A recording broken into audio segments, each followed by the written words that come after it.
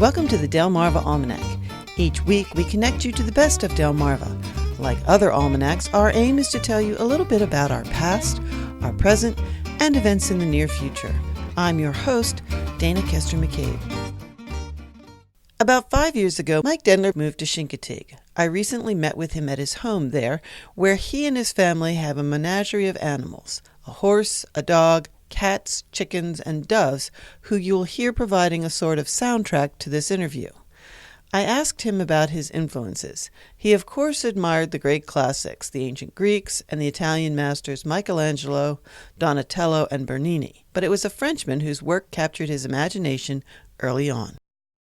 Rodin was a really big influence on me, and when I was going to high school outside of Philadelphia, I used to skip school and go down to the Rodin Museum in Philadelphia to spend the day when I should have been in class. And one day I saw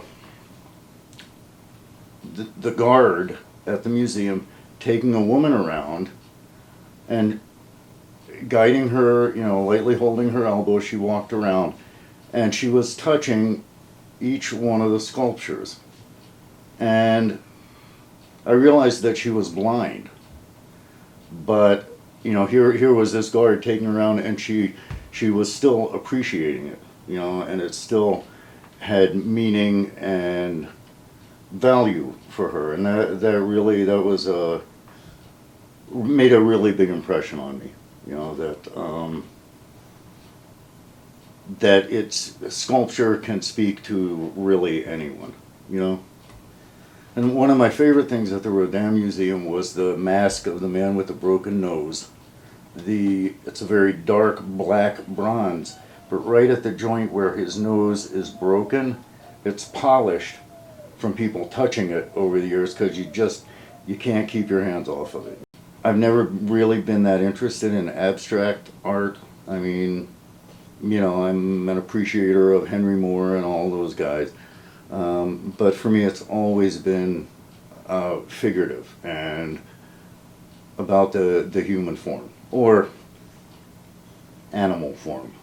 Mike's work right now is primarily bas-relief. He says that seems to be the most practical work for the studio space he is currently using. He says it is popular for customers because it is more affordable than a fuller sculpture in the round, and they can hang it on a wall. He feels he is carrying on an ancient tradition of bas-relief with modern materials. These all start in clay, and then once I've finished the clay sculpture, I make a flexible rubber mold. And from that flexible rubber mold, I can cast.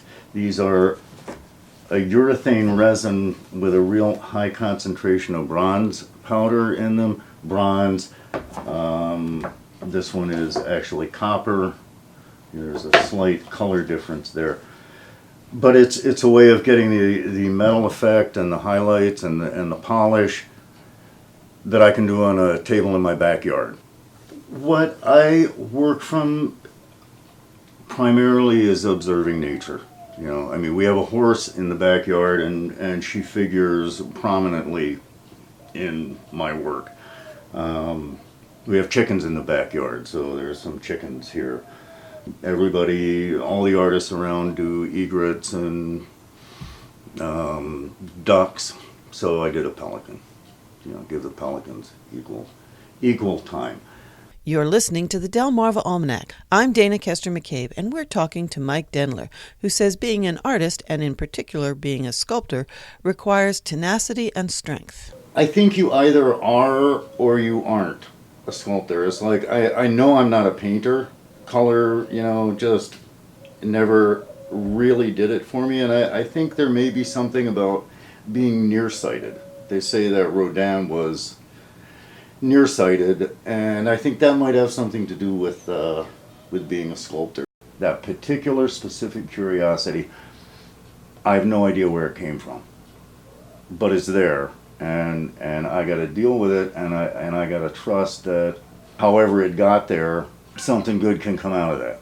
I was a studio assistant for a sculptor who lived in New Jersey, And he used to say that the only fine art that was more physically demanding than being a sculptor was being a dancer. And he thought of the two very much the same. It's work. It's physical work, and you have to like that to do sculpture. That's part of the joy of it, really, is that it's a relationship with the physical world. On a good day, what I do is an appreciation of God's creation. That's what this is about. That's why I study nature. That's why I'm inspired by nature. And it's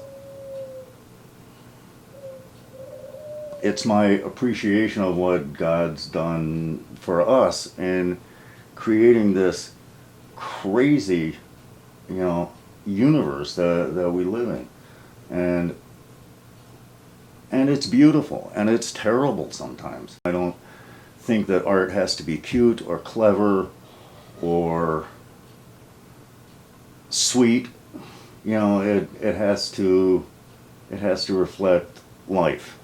And sometimes that's beautiful, and sometimes it's not so beautiful, and we just have to accept it however it comes at us, and deal with it and process it. And that's I guess another component of working in a realistic style, is that it's a way to process what you see, and in the case of sculpture, what you're bumping into, and come process it and come to some kind of understanding, or figure out what your relationship is with the world and with God.